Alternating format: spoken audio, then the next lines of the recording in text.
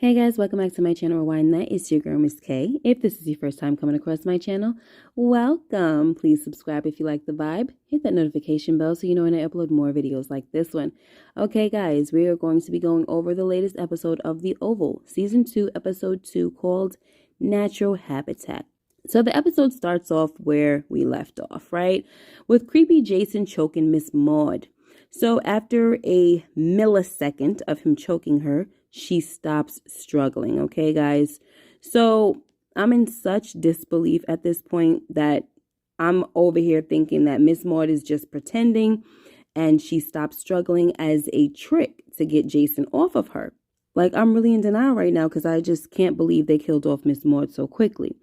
Then the flight attendant comes up and she asks if they need anything. So Jason tells her that his grandmother needs a blanket because she's cold. And when the flight attendant gets the blanket and places it over Maude, she expresses that Maude is indeed cold. Okay. So, you mean to tell me that Maude ain't been dead for 1 minute, okay? And I'm actually giving you a little more than that. Let's say it could be even 30 seconds, all right? She ain't been dead for 1 minute. Rigor mortis ain't even set in, and her body's already cold. Come on now. Stop with the foolery already, okay? Goodness, make me a believer, why don't you? Anyway, guys, I don't know. I mean, I guess Maude is dead, right? So much for looking forward to seeing her get Gail in line, so those hopes are shattered.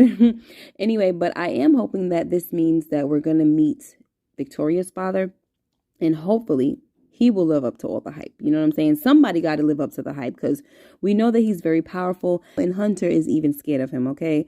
But at this point, I just don't want Tyler Perry to forget that Don had mentioned last season that there were 5 powerful families that were controlling everything, all right? Anyway, let's move on. Next, Hunter is pissed because Max is alive. So he wants Don to call Kyle on speakerphone because he's taking too long to get to the Oval. So Don calls Kyle and he answers by saying, lover. So Don is like, no, it's Donald. I'm with the president. So, of course, Kyle straightens up his tone and he's like, oh, sir, you know. So Don hangs up and tells Hunter that Kyle is on his way. And Hunter says, yeah, I heard, lover. Anyway, long story short, Hunter is not only pissed because the situation with Max can ruin the administration, but he's also embarrassed that Victoria was right when she told him that Kyle and Don would screw things up. Anyway, Hunter tells Don and Kyle that he doesn't want the situation handled. He wants it to go away and never wants to hear about it again. So Don finds out what hospital Max is in and sends Kyle to finish the job. Next, Richard sits at a table and he's looking over some letters and stuff. But at first I thought he was going through like his finances or something, right? Anyway, he tells Nancy to sit down after he shoved the dinner plate she was trying to serve him to the floor. Okay, while Nancy is concerned about cleaning up the mess, Richard tells her again to sit her butt down. So Nancy sits and Richard starts showing her the letters that she wrote him while he was away. He noticed a pattern in the letters and how frequently he received them. Then he noticed that the letters stopped around a certain time as well. So he figured that the disruption in the flow of letters had to be around the time Picky was conceived, okay? Something was distracting her around this time is what he's figuring. Then he had Nancy read a letter out loud to him in which Nancy says, I was at your mother's house and I saw your brother and he looked good and reminded me of you and it made me miss you more. So Richard has pieced all of this together and he comes to the conclusion that Picky's father is his brother. So all the while, Nancy was playing like Picky was her nephew. He was actually Richard's nephew, okay? But let's pump the brakes and not get ahead too far because it was never confirmed by Nancy. When Richard told her that his brother couldn't even look him in the eye when he came home, Nancy was just like, I don't know what you're talking about. But it makes a lot of sense, guys. You know, we knew that it had to be someone close to Richard or someone he knew because Nancy was adamant about not telling him who Picky's father was. So even though there was no real confirmation, there was also no serious denial on Nancy's part either. And this time, when Richard kicks her out, she leaves. Next, Victoria summons Sam and she tells him that she wants him to be her new detail leader to replace Yuma. So this is the first time Sam is hearing about Yuma's death. Anyway, Sam tells Victoria that he needs to think about taking the position. So Victoria was like, "Oh, I'm worried about the wife." And Sam says, "My wife has no need to worry about any of that because I'm a faithful man." And Victoria was like, "Yeah, you're a faithful man who got hard as heck for Miss Victoria." She is just really something else. All right. Next, we're back on the plane and Gail wakes up and she tells Jason that she was thinking of calling Jean and blackmailing her into coming to pick them up. But Jason gets all riled up and tells Gail that Jean won't be doing that for them. And Gail doesn't know that Jean is dead, but she decides to lay off Jason anyway because he seems so sure that Jean won't help. Then Jason tells Gail that it's her fault that they're in the mess anyway. He lets her know that he needed to stay in the White House. And Gail was like, "For what? Like, why do you want to stay there?" She trying to bust out. She like, "You must be crazy if you want to stay there." And Jason says, "You just don't get it." And maybe a part of Jason feels like he needs to be in the White House where his serial killer tendencies are more controlled due to all the restrictions. I don't know. Because I just don't understand why he wants to stay in the White House either. But maybe he does want to suppress that sickness of his, I ain't trying to make no excuses for Jason, though, by the way, guys, because I cannot stand his creepy behind. But something needs to happen about Jason, right, guys? Because he can't get away with doing stuff like this. When he killed Jean, he made a comment that let us know that it wasn't his first time doing something like this. So he has to be stopped, all right? And I just can't wait. Next, Alan comes into Ellie's new office and he wants to know if Diana was telling the truth about her sleeping with the president. Of course, Ellie lies to him and tries to butter him up, but Don comes in and interrupts her efforts, and he tells Alan to go home. So now Don tells Ellie that she should have been a basketball wife because all she is able to do is marry well, right? That's all you're good for is marrying well. He also sees that she's a bit overwhelmed, and he tells her that this is what you get when you sleep your way to a plate that your talents aren't quite ready to take you, right? So Ellie had a few smart remarks and a little bass in her tone, you know what I'm saying? And Don had to let her know, like, look, I'm your boss. I don't care if you are screwing the president, so keep your mouth shut, girl. Long story short, Don offers to help Ellie out of the situation, and she says, yes, I need your help, but it won't come from Diane. But Don says, you don't get to choose where your help comes from, honey, okay? Now do me a favor and get out this office. So this won't be the first time Ellie gets served in this episode, okay? We see later on that Victoria sits her down and tells her that she needs her to pack up her stuff and get the stepping, because you are clearly not fit for the job. Diane may have been a B, but she was the queen of spin, okay? This is what Victoria tells Ellie. So obviously Ellie has bitten off more than she could chew, and she's having a bad first day and maybe her last first day. You know what I'm saying? Anyway, guys, let's go back to Don, right? So he calls Diane and he tries to get her to come back to the White House, but Diane is not a fool, okay? She knows Don cannot be trusted. I mean, Don is the man behind ordering hits and stuff like that, okay? So Diane is smart not to trust him. Plus, she already told Priscilla that she's not sure how much longer she will be alive, so trusting anybody from the White House is the last thing she's going to do, because she knows too much. Anyway, Alan comes back into the office and makes a confession that him and Ellie have been in a relationship for the past 2 years, and they live together. He promises Don that it won't affect his job, but Don was like, you know what, it's fine. Don't even worry about it.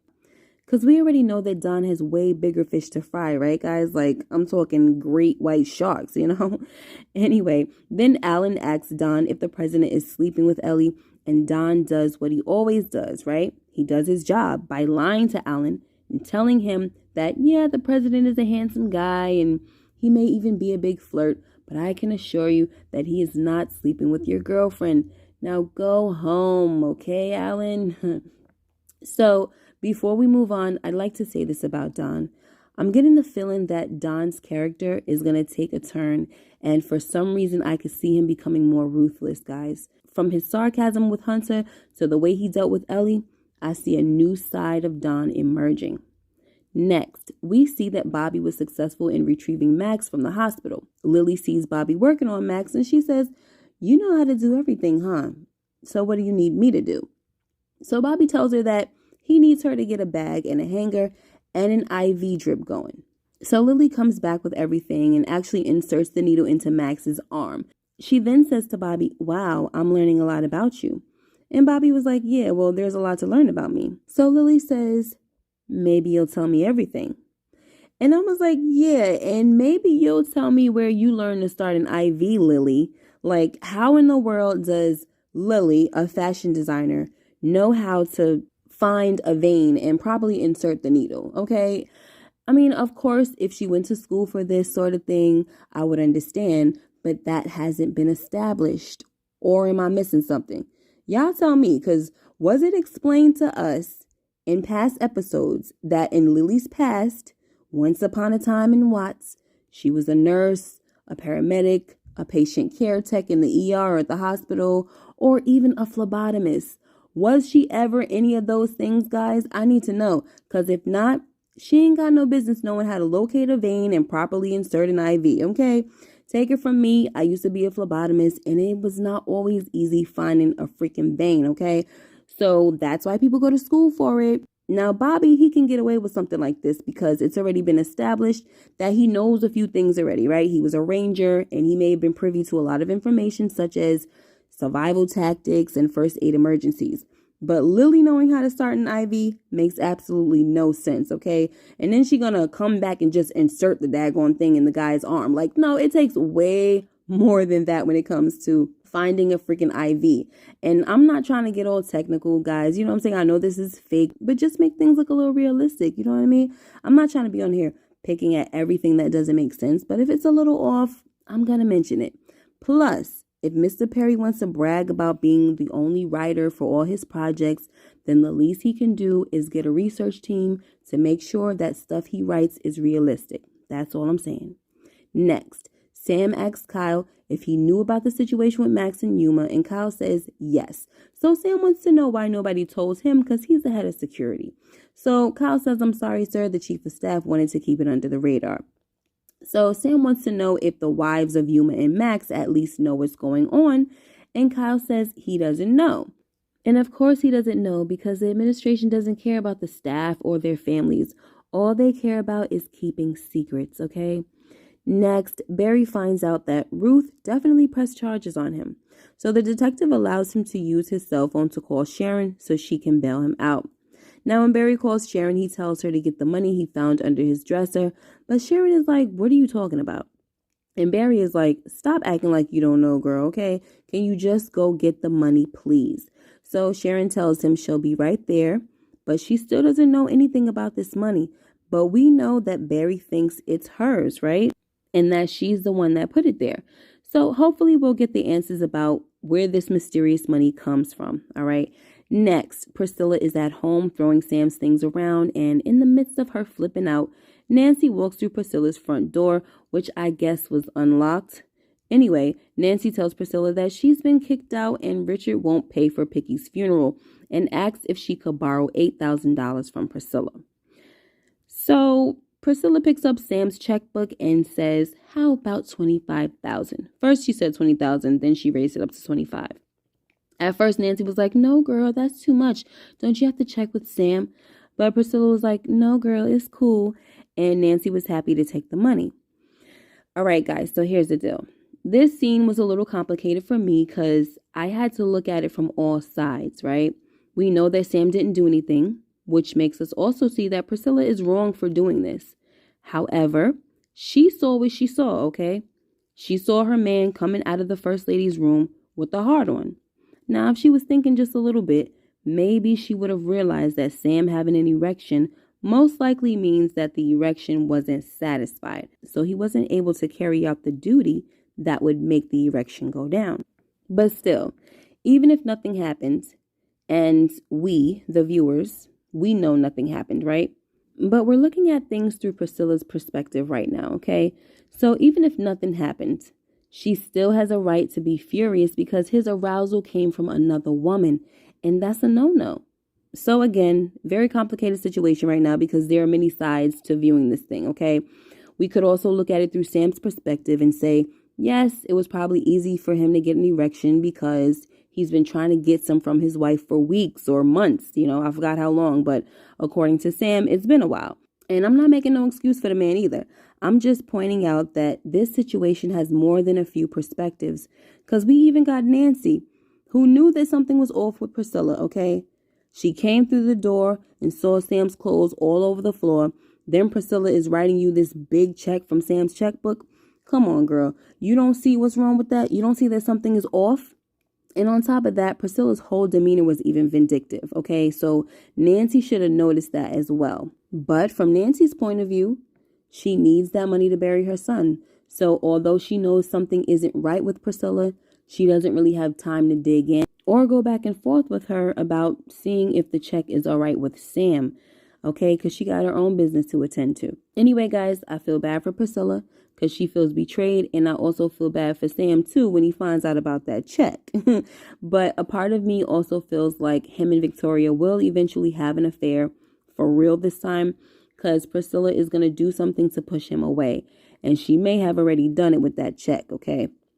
Next, Kyle goes to the hospital to get Max moved, but he finds out that Max is already gone and Diane was the one that had him moved. So he calls Don to let him know, and Don tells Kyle that he wants Diane brought back to him alive. Don then hangs up the phone and says, "You think you a diva, huh? I'll show you a diva." And that line right there makes me believe that I'm right, that Don's character is about to take a dark turn, okay? Next, after Victoria tells Ellie that she needs to pack up and leave the White House, Hunter comes in and she says to him, "Let me know when you want this handled and I will call my father and he'll really make it go away." So Hunter tells Victoria that Kyle is handling it, which is ridiculous to Victoria because she's like, yeah, that's the one who quote unquote handled it the last time. Anyway, Victoria makes her way back to her bedroom and she smells a foul odor as she approaches Jason's room. So she goes in there and calls housekeeping to come right away.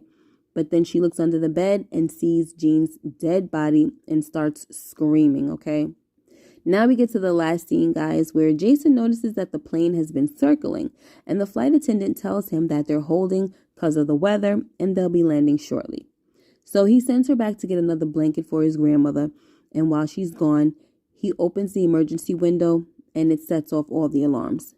So I'm just super over it and annoyed by Jason at this point, guys, and I don't even know what to say about this. Like, it's just how the episode ended, and I just think that Jason opening the window was just ridiculous, but whatever. But let me know what you guys thought about this episode. Make sure you like, comment, and subscribe if you haven't already, and hit that notification bell so you know when I upload more videos like this one. Can't wait to hear what you guys got to say, all right? I will see you in the next video. You guys take care and be blessed. Bye-bye.